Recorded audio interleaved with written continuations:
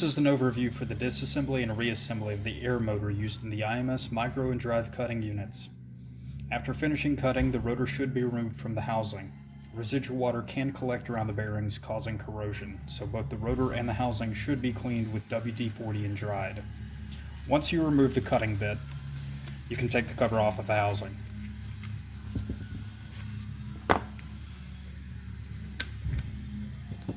Afterwards, remove the rotor and the cylinder. If it's difficult to slide these out, you can push it with an Allen wrench placed in the first bore hole.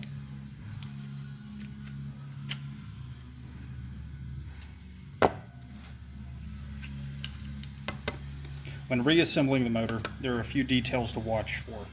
First, the rotor and the cylinder are placed inside as an assembly.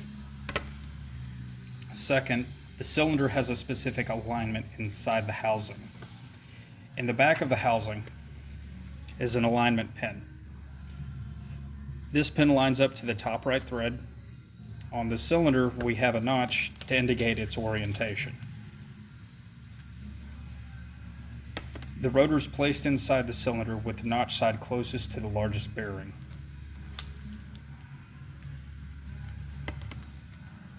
When placing the assembly in, line the notch up with the top right thread.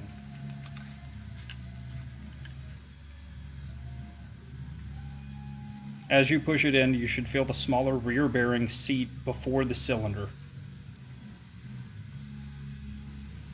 The cylinder itself is offset from the rotor, so you can't seat it before the rotor bearing without the risk of damage to the rotor bearing or housing itself.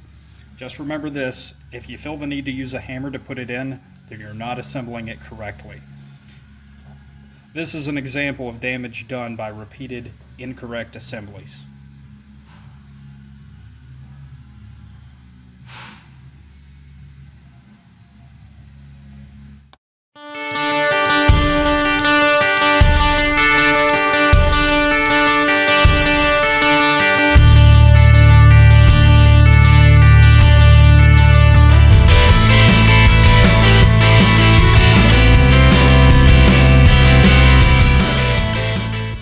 Continuing on to the rotor and its refurbishment.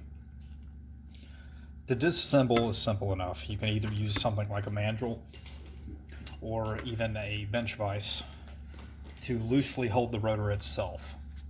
Afterwards, you can take something like a brass-tipped hammer or a plastic hammer, preferably, to tap out the rotor from the bearing. And from there are multiple pieces that come off of the rotor. You have the bearing, the venting ring, and what's called the air motor ring. These are two more permanent pieces that always stay with it, whereas the bearings are more or less a consumable. The same thing can be inversely done with the smaller bearing as well, putting it in a bench vise, taking off the snap ring, and pulling that off. Reassembly is just as simple.